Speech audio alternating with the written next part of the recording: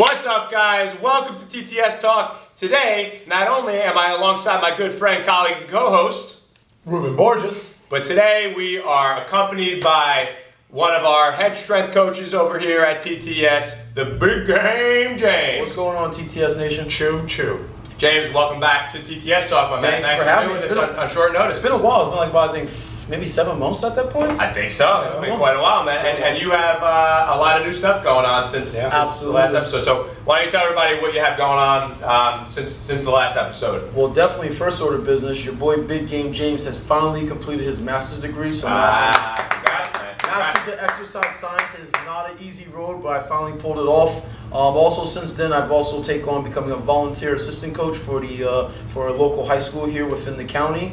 And now my next goal is to start getting into teaching exercise science courses at the college level, and just trying to create different other facets I can be involved in the fitness industry. Right. I have a question for you, James. Since coming here and joining us and kind of gaining knowledge and strength coaching help, how has that been compared to now? Mostly we have general pop here, most adults. Now dealing with students, high school students, in regards to training and help. It is a huge difference compared to when training general population compared to the youth and high school athletes. Well, because the youth, their bodies are still adapting and growing. They don't know how to properly, control or work or form the mechanics. Or what they think they are is a good depth of, let's say, a squat, for instance, is not even full depth. I had one kid in one of our training sessions. He went maybe this is the depth of a squat. He went right here, and he thought he could go 225 pounds. I'm like, dude, that is not your depth. So I said, go deeper, and he's like, oh, that now I feel it. I'm like, yeah, of course you feel it. So it's a bit of a difference, but it's nothing against them. It's how they're being coached, who their coaches is. Maybe the coach just knows football. Not to discredit the coaches, but it all depends on how the knowledge of training and fitness is being given to football players. Sure.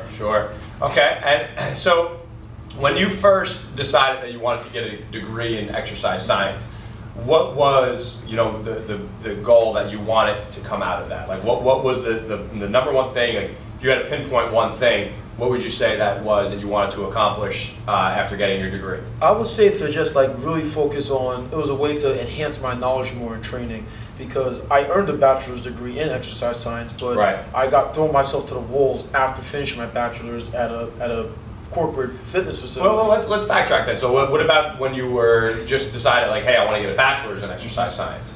It was going back to being an athlete back in high school. I missed that. I didn't have a chance to play college, so it was what's next for me here? Gotcha. So when I got into physical education, I was like, okay, this is something I can, something I'd love to do in high school, which was fitness and physical education, but also something I can preach to people as well, because it's what I love to do. So I can practice what I preach and then carry it over to other people who are looking to shoot towards the same goals and be part of the staple to their lives as well. Got it. Okay, so then you achieved the bachelor's, and now you said, I want to get into the master's program, and I want to just continue to improve my knowledge and all that. So give us a quick walkthrough with that and what you feel like you really got out of that more so than anything else. Well, definitely, I would definitely have to say it was just the people I surrounded myself, even finishing my bachelor's. One of the coaches I work with, Matt Enzel, who's one of the coaches over at the local high school I'm with, he had his exercise science at my school that I finished at. And I just looked at him as inspiration. He's training people, he's tutoring me how to be a strength coach, and he's also now coaching football and teaching them strength and conditioning. And I personally felt like maybe I need to get a master's degree to achieve upon that. And I've also been around people who had the degree, so I told myself, well, if they did it and they're here, why can't I? So that's one of the goals why I fell into deciding to go to the higher level and getting a master's degree in exercise science. And even from there, throughout my past 3 years in graduate school, I've learned to develop, learning how to train the extra science behind physiology and anatomy, and also just pushing myself out to doing internships and working with people for free. That's how I came here to TTS. I just independently said I need the hands-on experience. I just can't read the textbook. I need the hands-on experience to learn how to coach and how to train better. Sure. Okay, so now you spent the last 2.5 years over here at TTS working with mainly general population. We have some athletes here, but mainly guys who are working full-time jobs. And we have a wide variety of people who train here: police officers, firefighters, and then you have accountants, and everybody in between. Some guys are more advanced than others. Some people never touch the weight in their lives before they walk through our doors. So we have a pretty wide variety here. How do you feel like that's helped you, and what are some of the similarities and differences when training now high school athletes? Well, definitely the philosophy that's commonly used, kind of cliche, but still used. One size doesn't fit all, definitely. So being here taught me how everyone's not going to be the same. Everyone's not going to be able to touch a barbell right away or put the weight on as the other person put on right away. It all comes down to the foundations of learning the movement patterns. Once that gets hit, then progressing to a progressive overload. Then from there, then finding ways to fine-tune those specific movement patterns, such as reps, sets, timer, attention. So here, being a coach at TTS with our different variety of clients or members, taught me how to give people specific varieties based on their movements and what they're looking for, and how to always keep them coming and experiencing something new day by day. Got it. What are some of the biggest drawbacks that you see when working with high school athletes, as far as so if there's a parent that maybe their son or daughter plays a high school sport, or an athlete themselves that's watching this right now, what would be some advice that you would give them in regard to their training? Because there's a lot of commonalities, right? There's a lot of things that when you see a group of athletes, a group of kids, or even adults training, there's some flaws that you could spot right away. Like, what would you say those flaws are, and how would you address them? Well, for me, it's just, for sort of biz, I would say know yourself, because especially if the athlete is in a group setting where some of these athletes are in the group setting with their teammates and training in the weight room, some guy may be able to lift a 225-pound barbell, whatever variation it may be, and maybe he's your boy, maybe he's your best friend. You think you can do the same thing? That may not be the case. A lot of ego, especially at that age. Absolutely. Yeah. So especially unless you're at that age, it makes me go back to my youth. But anyway, first order is know yourself, know your limits, know what you can do first. Second, I would say, once you know yourself, then find your ways to build yourself upon there. Don't just, again, try to attack on what that other person is doing, because they may have been working with another coach, or they've just been committed to the weight room for 3 to 4 years since they've been playing the sport.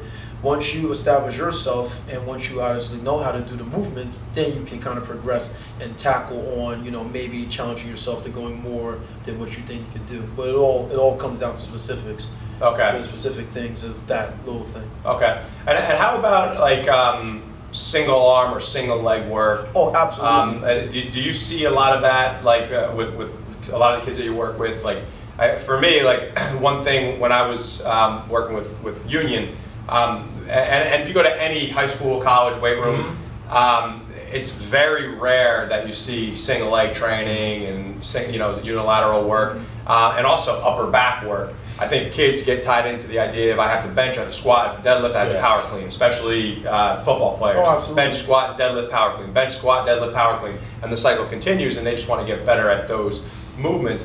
But to me, the advice I would give is that you have to look at the body as a chain, and not just through these specific exercises that everybody wants to get better at. When you're in high school, I want to bench more, I want to squat more, I want to deadlift more, I want to power clean more. To your point, technique gets really thrown out the window most of the time when you have that mindset. It's good to compete, but you want to be able to compete safely. But the other thing is, you got to realize you're only as strong as your weakest link. So if you have a really weak upper back, which most kids do, you're going to have a problem benching more. You're going to be more prone and susceptible to shoulder injuries. The same thing, you might be able to squat 500 pounds, but you can't do a body weight pistol squat, or you could bench 400 pounds, but you can't do a chin up. You could see that there's a lot of imbalances there that you have to really start to address and work out. That's how you prevent injury, right? I mean, Rube, that's something that you talked about a lot too. Recently, I saw a couple Instagram posts you put up. The best form of injury prevention is getting stronger, right? And to kind of follow what you're saying, and with the kids, you're saying they concentrate on the big lifts. And what you'll see a lot, they don't really concentrate on their accessory. They get excited for the big lifts, whether it be done technically correct or anything, but then the accessory work, they don't really concentrate on much, and it's kind of like, now they're kind of BSing, it's kind of... Or they try to go super heavy with it, right? Yeah. Like you might be doing a face pull, like, I could put the whole fucking stack on the face pull. It's like, all right, man, but it looks like shit, so who cares? The lane goes out the window, they just kind of start lifting heavy, and if your weight room's in the school, they're probably running out the hallway to, getting water, meeting some chicks or whatever. It's concentrating on the accessory work. And then the other thing, and to really bounce back, I think this one's huge, to give advice to, there's a parent out there, and the ego thing is big. If you can get a kid early on at a younger age to realize, all right, I got to be the best version of myself. I can't worry about what my boy is doing, and I'll be at fault of this too growing up. Like, it's just a competition thing, which is good, and you were saying it is good competition, but you also need to realize expensive technique. Yes, you need to realize where you're at. So if your buddy is squatting 200 pounds and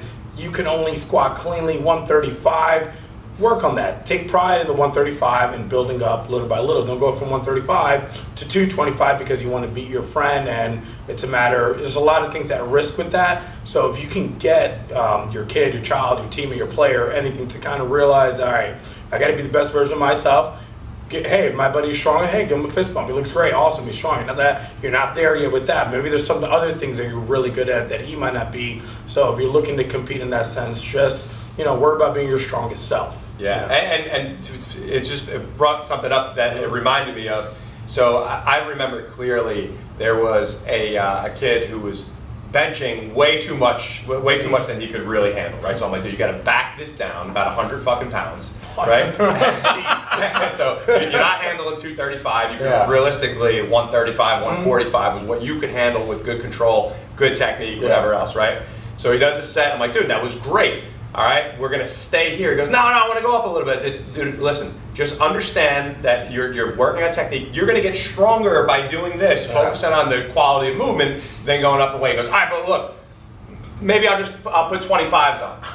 I said, that's 50 fucking pounds. That's 50 pounds. Like a little thing. Right. Even here sometimes guys will be like, I'll throw the 10s on, but it's 20 pounds. Yeah, it's not, you got to realize that just by throwing, it might look small, right? I'm putting a 10 on, yeah, but that's 20 pounds added to the bar. That's a lot of weight. That's a lot of extra weight. If I could add 20 pounds to my squat in a year, I'm fucking happy, right? Yeah, right. I'm talking on the side. Right? But you want to make sure that you understand, like these guys just said, quality is way more important than quantity, and also to understand the loads that you're using, because if you put 10s on, 25s on, it's not just because the plate looks smaller than a 45. I know most high school kids kind of have that association, like, oh, it's a plate. 45 or 25. Yeah, Some of these kids don't even know the numbers. Right, and understand the loads that you're working with. So that's great. So since are you the assistant strength coach now? I'm a volunteer assistant strength coach. I also am coaching their defensive line on the team as well. Oh, cool. Okay, so